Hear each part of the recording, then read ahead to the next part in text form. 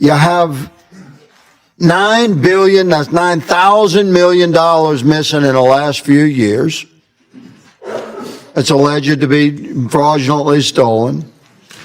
They're sending money, the Somali community in Minnesota sending money, big money, overseas. They're contributing money, big money, to Democrat candidates and elected officials. The Democratic political machine in Minnesota has benefited from this criminal network of Somali immigrants who have systematically stolen billions of dollars of federal charitable money. Take a moment and think about this figure. $9 billion. That's the amount some investigators claim was lost through alleged fraud in Minnesota, and it's a number that's drawing intense scrutiny. In the hearing you're about to see, Representative Clay Higgins delivers a forceful critique of Minnesota's Democratic leadership, arguing that the issue extends far beyond financial mismanagement. He alleges that an organized fraud operation flourished while Governor Tim Walz was in office, involving child care facilities accused of receiving public funds despite providing little or no legitimate services, with some of the money allegedly transferred overseas. Higgins also claims that individuals who tried to expose the scheme faced retaliation instead of support. Supporters of these allegations argue that the controversy raises broader questions about immigration policies and political accountability, while critics dispute those conclusions. The hearing presents these accusations as part of a larger debate over how taxpayer money has been managed and who should ultimately be held responsible. Ms. Robbins, you're the chair of the Fraud Prevention Oversight Committee, is that correct? Yes. And Mr. Hudson and Ms. Rarick, you're members of that committee as well, correct? Yes, sir. Correct. All right, so you three collectively, America should clearly understand you have an excellent perspective what's going on inside Minnesota, and specifically regards to the fraud that we are investigating and discussing today. Is that correct? Yes. Yes, okay. So we have a particular community, a Somali community in Minnesota, that has stunning percentages are participating in government programs where they're drawing a lot of money, big money. This has been discussed and revealed and reported and is factual. You have a tremendous amount of criminal fraud taking place that one of my colleagues, the gentleman from the other side of the aisle, mentioned transparency. I would argue that from a regular American's perspective, it's quite transparent that something criminal is going on when you have billions of dollars disappearing into child care centers with no children in them. And you have a tremendous transfer of wealth into a relatively small immigrant community. You have $9 billion, that's $9,000 million missing in the last few years.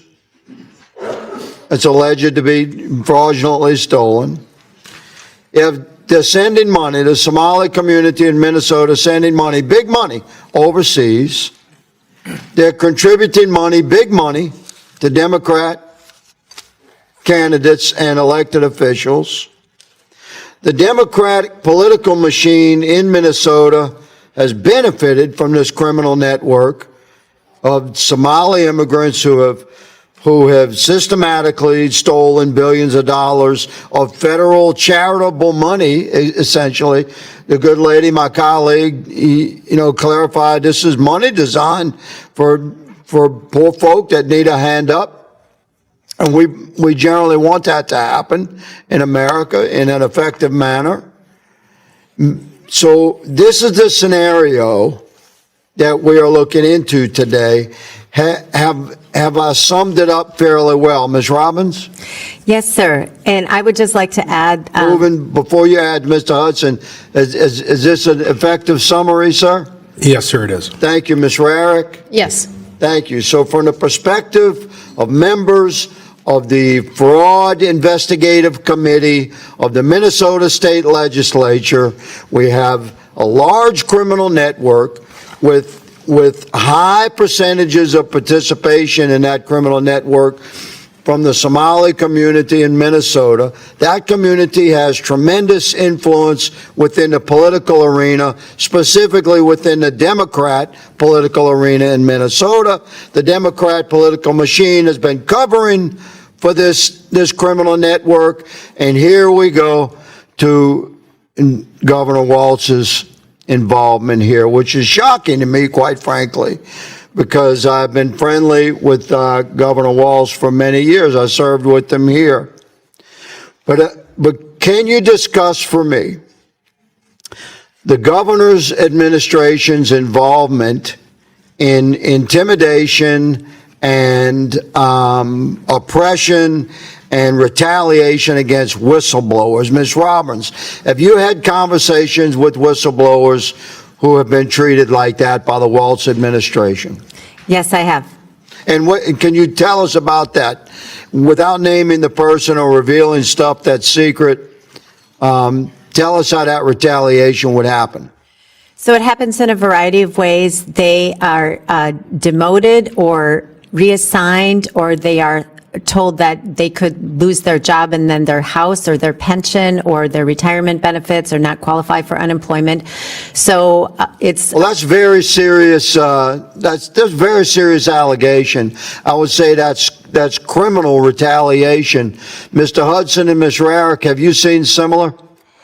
I would defer to Representative Rarick. Yes. So Representative Robbins and once in a while Representative Hudson have had multiple conversations with whistleblowers, and that is exactly what they said to us, especially in a face-to-face meeting in St. Paul. That is exactly unbelievable. Mr. Chairman, my time has expired, but this leans into the criminal spectrum, sir. I yield. What we just watched was anything but an ordinary committee hearing. Instead of the usual back and forth filled with procedural language, Representative Clay Higgins delivered a series of pointed accusations that immediately shifted the tone of the discussion. His questions focused on allegations of large-scale fraud in Minnesota and whether state officials did enough to prevent or stop it. One of Higgins' central claims was that an organized fraud scheme had operated for years, involving members of Minnesota's Somali community. These are serious allegations, and they remain the subject of ongoing investigations and public debate. During the hearing, Higgins argued that the issue went far beyond isolated misconduct, suggesting that weak oversight allowed taxpayer-funded programs to be exploited on a massive scale. The discussion also touched on immigration and public assistance policies. Higgins argued that government programs become vulnerable when oversight is inadequate, while others maintain that fraud should be addressed without blaming entire immigrant communities for the actions of a small number of individuals. That broader policy debate has become increasingly polarized in recent years. A major focus of the hearing was the well-known Feeding Our Future fraud case. Higgins referenced allegations involving child care and meal programs that prosecutors say were used to submit false claims for children who were never served. Federal investigators have described the case as one of the largest pandemic-related fraud schemes uncovered in the United States, involving hundreds of millions of dollars in alleged losses. Another significant moment came when Higgins questioned witnesses about the treatment of people who reported suspected wrongdoing. Testimony during the hearing included claims that some whistleblowers experienced retaliation after raising concerns. Those allegations, if proven, raise important questions about whether employees felt free to report misconduct without fear of professional consequences. Governor Tim Walz also became a major part of the conversation.